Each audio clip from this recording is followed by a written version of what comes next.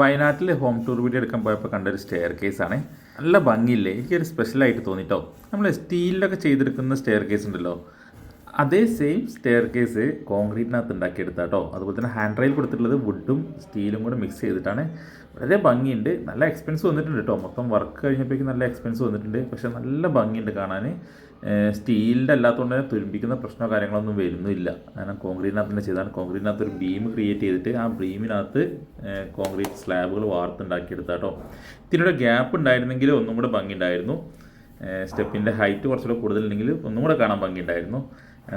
നിങ്ങൾക്ക് എങ്ങനെ ഇത് ഇഷ്ടപ്പെട്ടോ? ഇതിൻ്റെ ടോപ്പ് ഭാഗങ്ങൾ കൊടുത്തിട്ടുള്ളത് ലെതർ ഫിനിഷിൽ വരുന്ന ഗ്രാനൈറ്റ് ആണ്. അതുപോലെ തന്നെ റേസർ കൊടുത്തിട്ടുള്ളത് നമ്മുടെ ഫ്ലോറിനകത്ത് വിരിച്ചിട്ടുള്ള അതേ സെയിം കട്നി മാർബിൾ തന്നെ കേട്ടോ. മൊത്തം കാണുമ്പോൾ വീഡിയോയിൽ കാണുന്നതിനേക്കാളും ഇരട്ടി ഭംഗിയുണ്ട് കേട്ടോ. ആ വീടിനകത്തോട്ട് ചെന്ന് കഴിഞ്ഞാൽ ഡൈനിങ് ഹാളിൽ നിന്നുള്ള മെയിൻ അട്രാക്ഷൻ വരുന്നത് ഈ ഒരു സ്റ്റെയർ കേസിനകത്തോട്ടാണ്. ഇതിൻ്റെ ഫുൾ വീഡിയോ വരുന്നുണ്ട്, അപ്പോൾ നിങ്ങൾക്ക് ശരിക്കും കണ്ടാൽ മനസ്സിലാവും.